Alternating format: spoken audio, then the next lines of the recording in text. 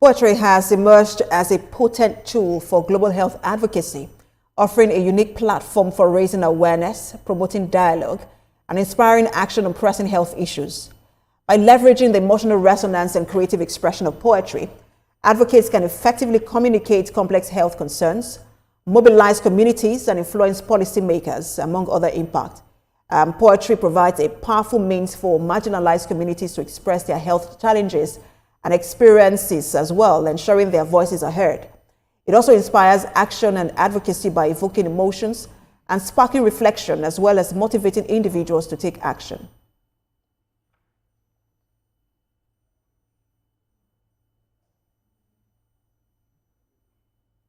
And for more on this, poet, UN SDG Award finalist for 2024, Mariam Hassan Bukar, joins me on the news this hour. Good to have you join us.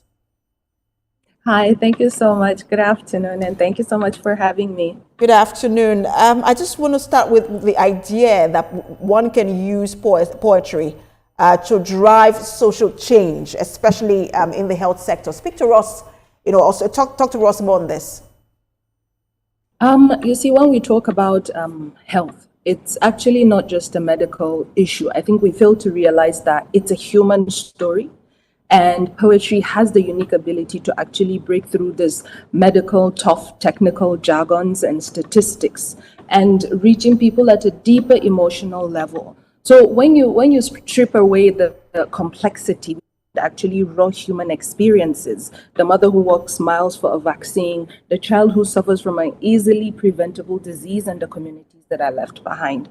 And when you look at history, poetry has been a vehicle for revolution, whether in social justice, in peace movements, or public health in itself. Words have the power to challenge perceptions, evoke empathy, and mobilize action. So I believe that in global health, we need more than policies, we need connection, and that's where poetry steps in.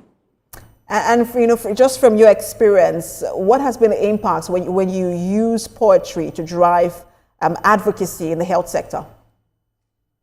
I think we can even look at, for instance, the example of Nkosi Johnson's speech at the 2000 International AIDS Conference. He's a boy with HIV in South Africa. And when he gave his heartfelt speech that was full of poetry, one of the impacts that we had was that it also helped in shaping policies around the antiretroviral treatment accessibility, and also in increasing funding. My personal experience would be at COP28, reaching the Last Mile Forum, where I opened the World Health Day, and we had funds raised. About $779 million was actually raised in the forum for neglected tropical diseases.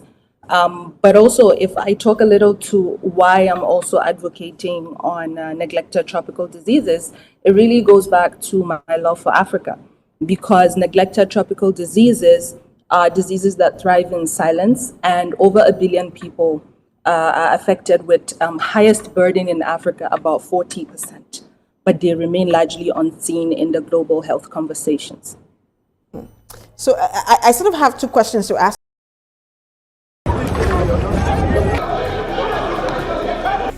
On saying no to electoral violence and its impact also on people's mental health. So whatever we do, we still try to revolve it back to health one way or another, because as I said earlier, it's my belief that it is human story, and when you strip away the complexities, you actually see human experiences. But it's been an incredible journey, and we're super grateful for that, and that is why we're taking these kind of conversations forward, and now really pushing into the global health sector using storytelling. Just a lot to talk about, especially when you also look at what this could mean for whether this should be taken to schools and helping children understand poetic advocacy. But my time is up. Thank you so much for speaking with us, Mariam Bukar Hassan, poet and UN SDG finalist 2024.